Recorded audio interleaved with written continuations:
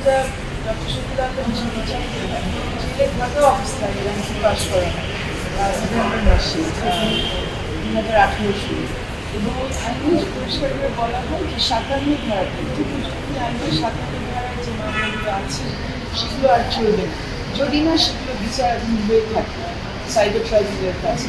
তার মামলাতে বিচারাধীন খুব দূরের কথা, তখন পর্যন্ত তদন্ত শেষই হয়ে যায়।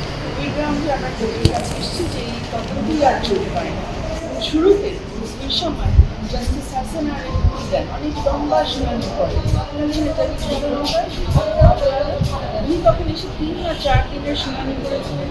নিচের আদালত থেকে কোর্টের রেকর্ড নিয়ে এসেছে, রেকর্ড তলব করা খুবই ব্যতিক্রমী একটা ব্যাপার।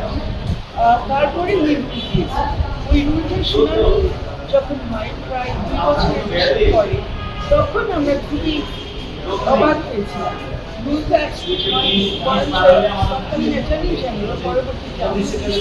উনি এখানে এসে দিনের পর দিন বিরোধিতা করে গেছেন কেন এটা হবে না। আমরা যেটা ওই সময় দেখেছি যে এই একটি মামলা যেটা কোনোভাবে চলতেই পারে না, সেটা কোনো ভিত্তিও ছিল না, সেটা যাতে জের রাখা হয় সেটার জন্য তৎকালীন সরকার না সরকারের রাষ্ট্রের সর্বোচ্চ পর্যায়ে যিনি আইনজীবী অ্যাটর্নি জেনারেল উনি কিন্তু লড়াই করে গেছেন যাতে এই মামলাটা কোনোভাবে ঠিক হয়।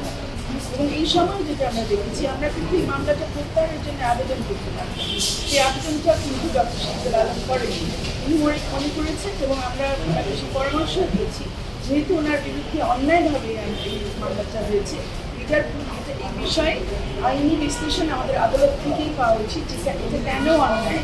কারণ এটা অন্যায় যে মামলা হয়েছে সেটা যদি প্রতিষ্ঠিত হয়, সেটা তো শুধু উনি না আর অনেকে এটা প্রতিষ্ঠিতও হবে।